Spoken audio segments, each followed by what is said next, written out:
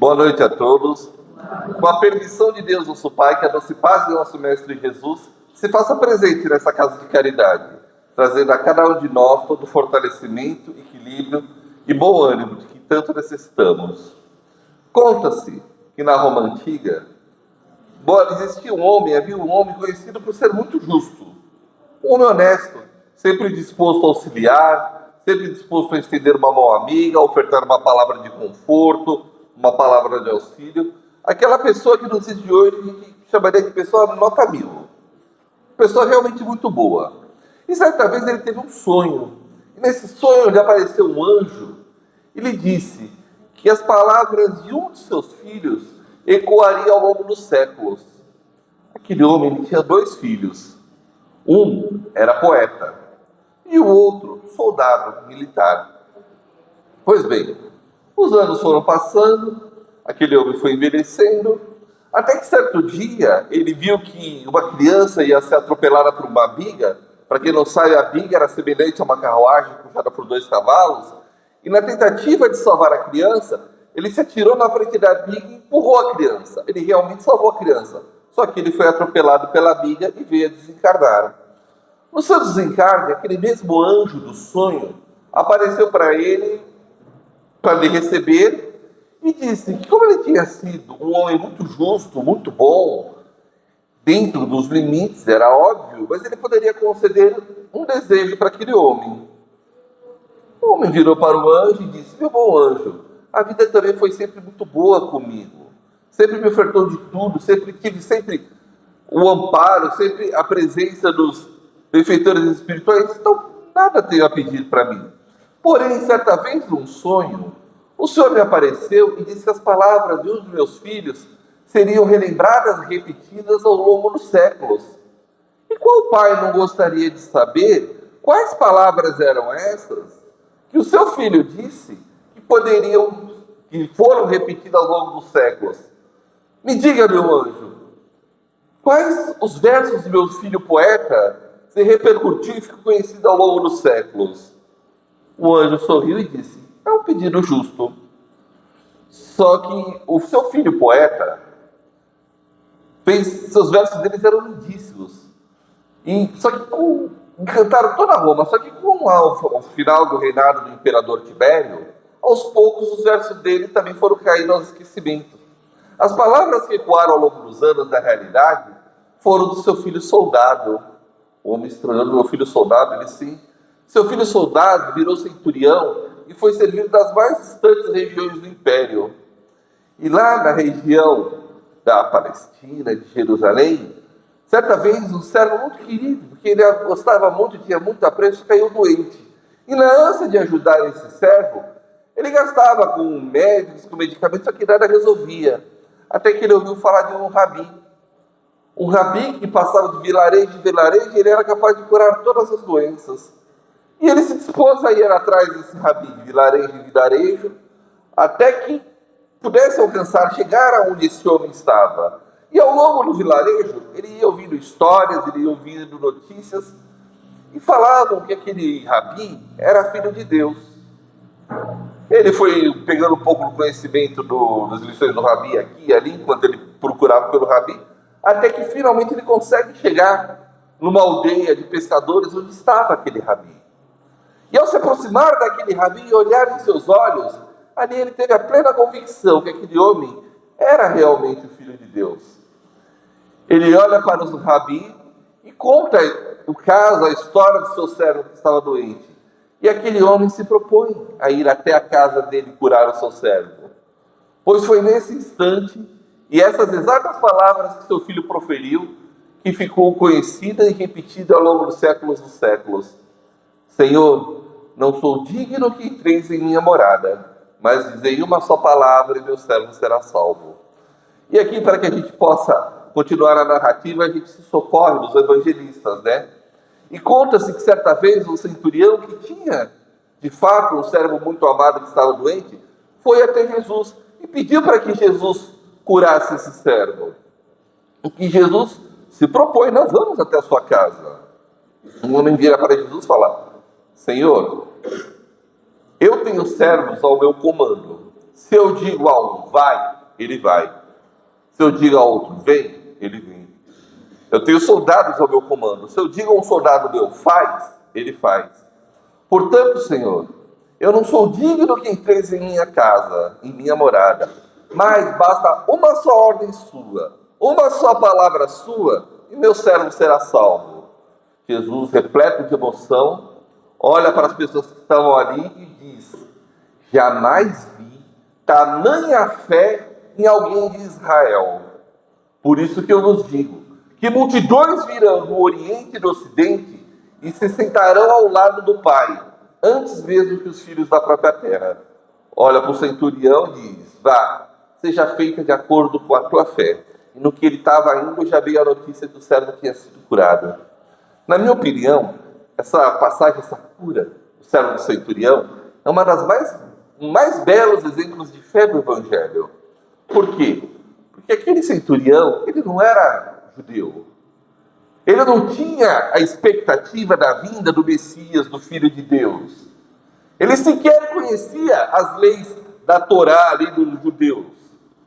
A fé dele foi pura e sincera por simplesmente ver o que Jesus fez. Ele acreditou naquilo que ele viu, independente de previsões, independente de profecias. Por isso, se a gente olhar no Evangelho, essa cura, esse exemplo de fé do servo do centurião, do centurião, foi o que mais emociona Jesus, que ele faz essa advertência para as outras pessoas que tinha lá. Porém, uma passagem tão bela quanto, acredito que muitos já tenham também ouvido falar, é da mulher que sofria de fluxo hemorrágico, fazia muitos anos. E para quem não sabe, no Oriente, a mulher quando está sangrando, está com o ciclo menstrual, ela é considerada impura. Então você imagina, a mulher já não tinha uma posição muito bacana naquela sociedade. Ela não podia, a voz dela era marginalizada. Uma mulher, no seu ciclo menstrual, já era tida como impura, deixava mais. Imagina uma mulher constantemente sofria disso. O preconceito que aquela mulher sofria era indescritível, sem contar as próprias dificuldades de higiene que ela tinha naquela região, que não é que nem hoje. Hoje nós temos diversos recursos, lá não. E ela, segundo os relatos, ela também gastou tudo que ela tinha e podia atrás da cura e não achou, até que ela ouve falar de Jesus. E ela sabia que na condição dela de impura, ela não poderia chegar e simplesmente assim no meio de todo mundo, porque ela ia ser massacrada, ia ser marginalizada, ia ser humilhada. Mas dentro da sua fé ela sabia que se eu tocasse apenas na borda do manto daquele homem, eu seria curada. Pois bem, ela de forma sorrateira, até meio escondida, ela consegue tocar na borda do manto de Jesus. Porque naquele instante estava um lufa-lufa, uma multidão de gente, todo mundo em volta de Jesus, os discípulos tentando proteger, Pedro tentando proteger, no que Jesus estanca de uma vez e questiona: quem me tocou? Pedro olha para ele e fala: Senhor, como assim? Quem te tocou? Não está vendo essa multidão se acotovelando um em volta do outro? E o Senhor ainda pergunta: Senhor, quem te tocou? Daí Jesus fala: não, alguém me tocou de forma diferente. Alguém me tocou de forma a retirar de mim uma virtude.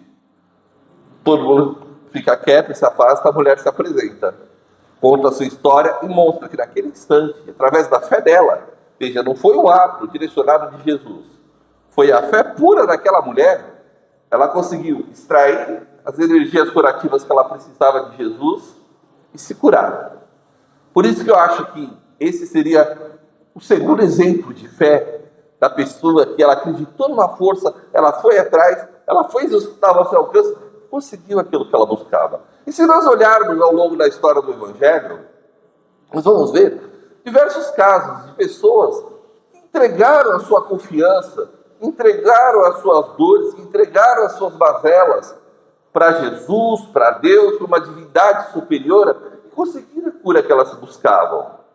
E não só isso, se nós olharmos ao longo da história da humanidade, teremos diversos exemplos de pessoas que depositaram essa mesma fé, depositaram essa mesma confiança no colo de um ser superior, no colo de uma divindade superior, no colo de Jesus, no colo de Deus, no colo de Maria de Nazaré, não importa, e conseguiu a cura, conseguiu o objetivo, conseguiu aquele, vamos dizer assim, o objetivo daquela fé, daquele pedido, daquele anseio que ela tinha.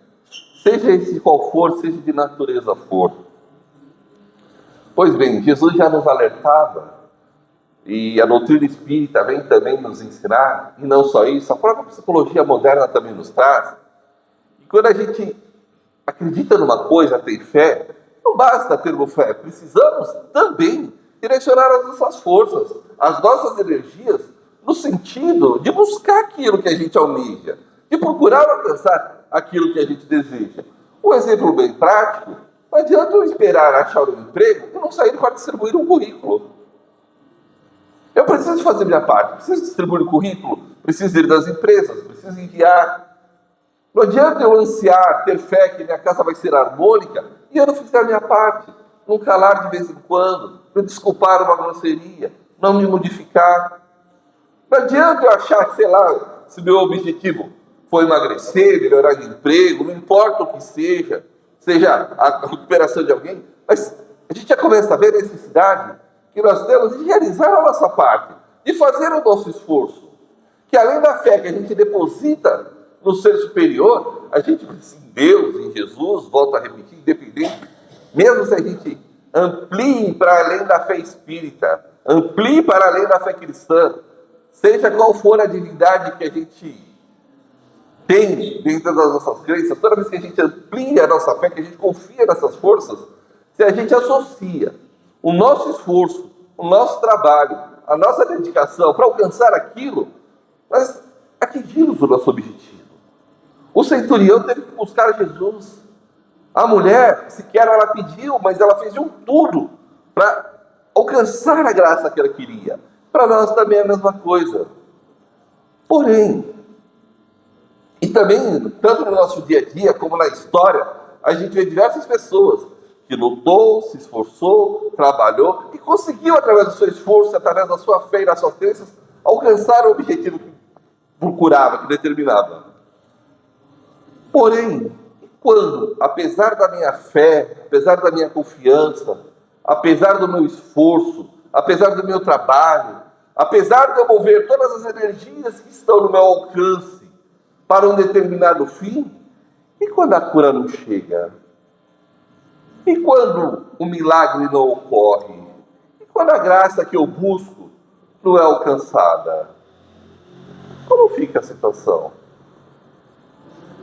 Daí, como um recurso psicológico, muitas vezes, a gente simplesmente transfere de forma seca, até às vezes, de forma infantil, foi Deus quem quis. Não é assim? Ah, eu não consegui, porque não era o momento, foi Deus quem quis. Tudo bem, algumas vezes, essa justificativa assim, simplesmente foi Deus quem quis, ou Deus que não quis. Quando eu falo, por exemplo, foi no emprego, não deu certo esse emprego, tudo bem, não era o melhor, foi Deus quem quis. Pode até consolar num certo momento. Mas como eu falo simplesmente isso por uma mãe, cujo depositou toda a fé, toda a esperança na recuperação de um filho com câncer, e essa recuperação não chegou. Foi Deus quem quis? Sim, sempre. E daí, se a pessoa tiver uma fé um pouco mais forte, talvez ela até aceite. Mas muitas vezes, aquilo foi Deus quem quis, só é uma pá de cal em cima da dor que vai continuar ali existindo, que vai continuar corroendo a pessoa por dentro. Porque só foi Deus quem quis, gente. Quando a dor é grande, é muito pouco. É muito pouco para consolar um coração doído. Ah, mas é Deus. Tudo bem, mas com um coração doído é muito pouco. Que nem outro dia eu estava lendo, eu tenho o péssimo hábito, e é péssimo, tá, gente? Porque a gente passa tanto nervoso, e às vezes lê os comentários em redes sociais, né?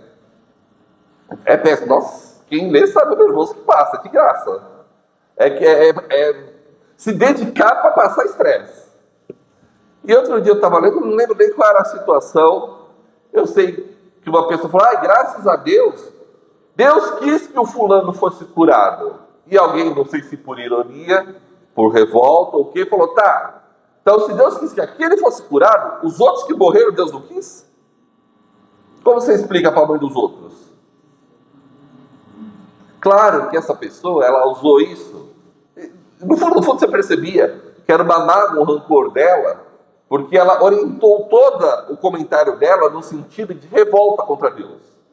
E o que muitas vezes ocorre, porque se você fala para uma pessoa, o do lado foi salvo e o seu não, quando você fala para uma mãe, tem duas crianças, por exemplo, num ônibus da escola, Deus ao livre guarda, como dizia minha mãe, bate a madeira. Acontece um acidente, a criança da esquerda escapa, a da direita não escapa. E você vira para a mãe da criança da direita e fala, Deus quis salvar a outra? Então por que ela não quis salvar a minha? Que Deus é esse? Me explica. Não é assim? Me explica, porque só o Deus quis não justifica. Então quer dizer que dentro dessa concepção que a pessoa cria no coração, tá, gente? Já a gente vai... Deus é o ser que fica lá em cima e do nada, esse eu salvo, esse eu não salvo. Esse eu salvo, esse eu não salvo. Esse eu não salvo, esse eu salvo. Esse o Edson eu vou salvar. Ele tá de azul? Não gosto de azul, ele eu não salvo. Não, né, gente? Graças a Deus, e eu falo por mim de coração cheio, estamos aqui nos aproximando de uma doutrina que defende a fé raciocinada e explica e nos dá a entender o porquê da coisa. E quando a gente começa a perceber um mecanismo, ou vamos dizer assim, a regra do jogo, a gente percebe que fica muito mais fácil a gente participar desse grande jogo chamado vida. Vamos lá. Se alguém nunca teve a oportunidade de olhar isso no Livro dos Espíritos, eu convido a estudar, tá, gente? Seja em grupo, seja sozinho, seja em palestras de YouTube, não importa, mas se aprofundem, porque faz parte dessas regras do jogo. A gente vai lá no Livro dos Espíritos. Kardec, de forma muito sábia, pergunta para a espiritualidade: o que é Deus? E a espiritualidade responde: Deus é a inteligência suprema, causa primária de todas as coisas. Ou seja, a gente já sabe uma coisa: Deus é a inteligência suprema. Não existe nada nem ninguém no universo mais inteligente ou tão inteligente quanto Deus, porque senão aquela pessoa seria Deus. Então Deus é a inteligência suprema. Então, a gente sabe que dentro de um ser que a inteligência é uma dessas grandes características, um dos seus ápices, não tem o... Ops, enganei. Foi sem querer. Escapuliu. Não, seus atos são com inteligência, com sabedoria. Mais para frente, no Livro dos Espíritos, um pouquinho mais para frente, quando fala das características de Deus, a gente começa a extrair mais algumas. Deus é soberanamente bom, ou seja, é a bondade num grau superlativo, gigantesco. Deus é soberanamente amor, ou seja, amor em grau gigantesco. Soberanamente justo, ou seja, justiça num grau gigantesco.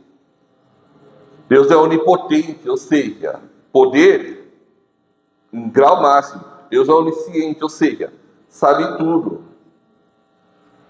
Então, quer dizer, e tudo isso, tá, gente, sem ter ninguém que compita próximo ou igual ou mais a Deus dessas características. Porque senão Deus deixaria de ser Deus.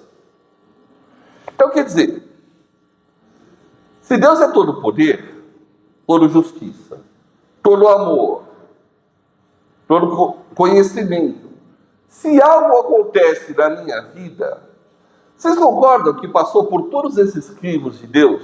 Então, esse ato que aconteceu na minha vida, ele estava recheado com a justiça de Deus, com o amor de Deus, com a sabedoria de Deus, com o poder de Deus.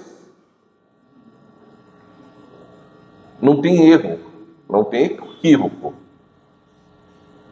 Então, se algo aconteceu, é porque era o melhor e era recheado pela justiça.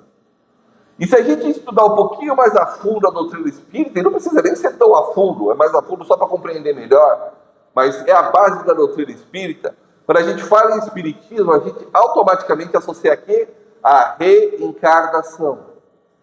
E quando eu tenho conhecimento da reencarnação e eu começo a tomar consciência que eu e as pessoas que me cercam são seres que já reencarnaram, já tiveram outras vidas, e eu também tenho conhecimento que tudo aquilo que eu planto eu tenho que colher, tudo aquilo que eu arrumo eu tenho que rearrumar, tudo aquilo que bagunço eu tenho que organizar, tudo aquilo que eu destruo eu tenho que reconstruir.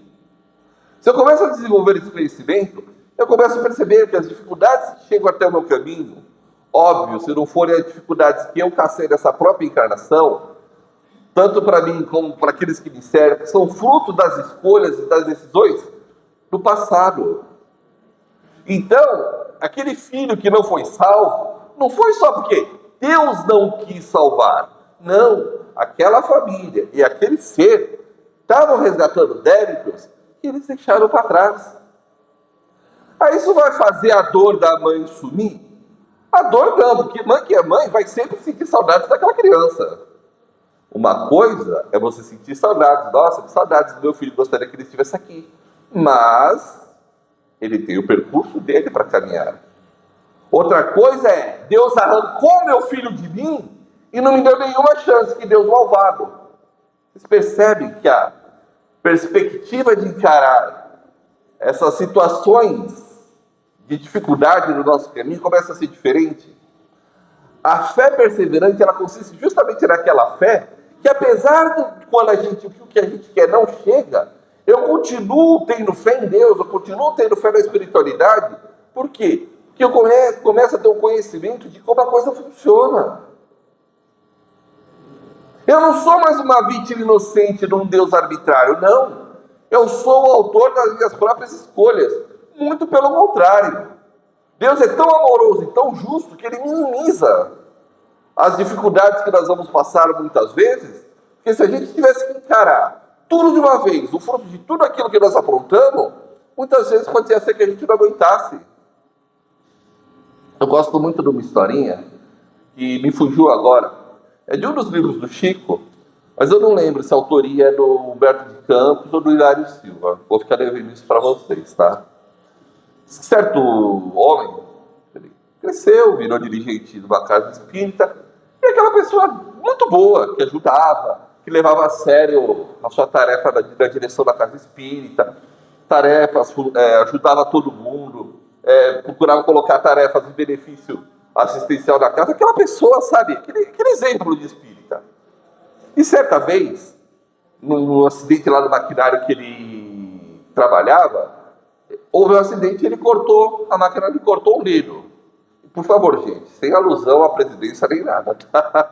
É uma história espírita, diz que alguém cortou o dedo. E todo mundo na casa espírita se escandalizou. Onde já viu isso? Uma pessoa tão 100%, tão gente boa, ele mesmo estava lá dele. Sabe quando a gente sabe que é melhor ficar quieto, pôr a viola no saco e não fazer muito alarido? Mas as pessoas que estavam conhecidas estavam polvorosos. Como os mentores da casa permitiram que um homem tão bom se machucasse? Daí, na primeira reunião mediúnica seguinte, o mentor da reunião veio contar uma história. Diz que no passado havia um homem, senhor de engenho, dono de muitos escravos. E quando muitas vezes, e ele vivia maltratando, ele chicoteava os seus escravos, e quando os seus escravos eram pegos fazendo coisa errada, um pouco mais séria, o castigo que ele impunha era colocar o braço do escravo na pedra de moagem. Não sei para quem não lembra como era, os moinhos antigamente, era uma pedra gigantesca, redonda. Ela era presa, era geralmente a um burro ou a um boi. O burro ou o boi ficava andando e arrastando aquela pedra gigantesca para moer, né? E ele esmagava o braço das pessoas daquele. Quando ele chegou no plano espiritual, ele ficou louco. Quando ele caiu em si do que ele fazia, ele ficou louco, transtornado. Foi um sacrifício para a espiritualidade ajudar ele a se reequilibrar, que ele pudesse reencarnar e aproveitar bem a reencarnação. E ele tinha implorado para que naquela encarnação ele sofresse, quando ele tivesse idade produtiva, lá seus 30 e poucos, 40 e poucos anos, que ele acontecesse um acidente, ele perdesse a sua mão, que nem um castigo que ele punha aos outros. Ele implorou para a espiritualidade. Só que aí a espiritualidade percebeu que quando ele reencarnou, ele foi aprendendo, ele foi desenvolvendo, ele virou presidente de casa espírita, ele virou um excelente trabalhador, e ele já havia resgatado quase todo o débito dele através do trabalho no bem. Portanto, a espiritualidade tinha deliberado que, em vez de ele perder o braço inteiro como ele pediu, ele perderia apenas um dedo. Por misericórdia de Deus e amparo da espiritualidade superior.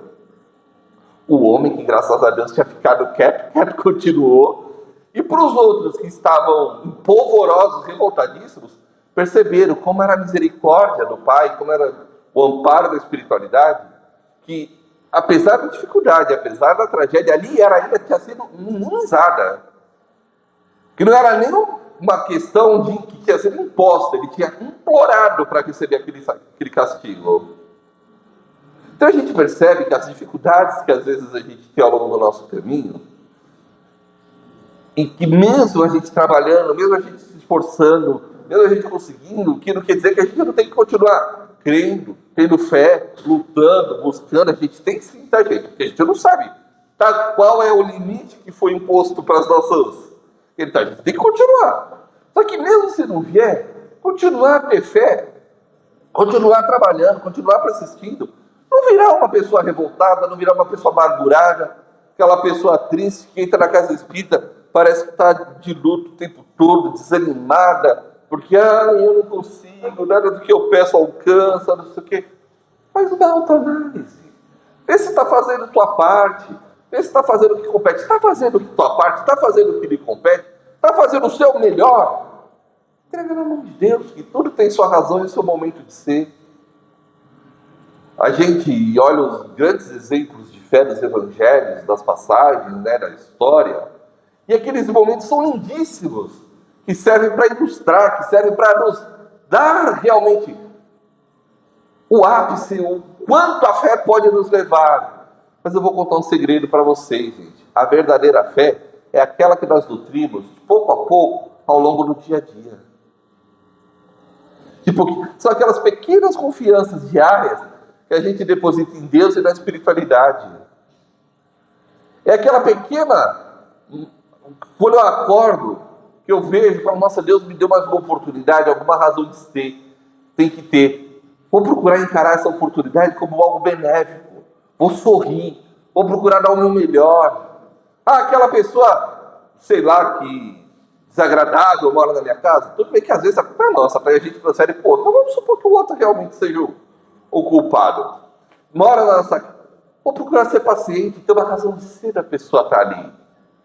Isso aqui é uma pequena fé. Aquela pequena fé que vai ajudando ao longo do nosso dia a dia a gente mudar a nossa forma de enxergar as coisas.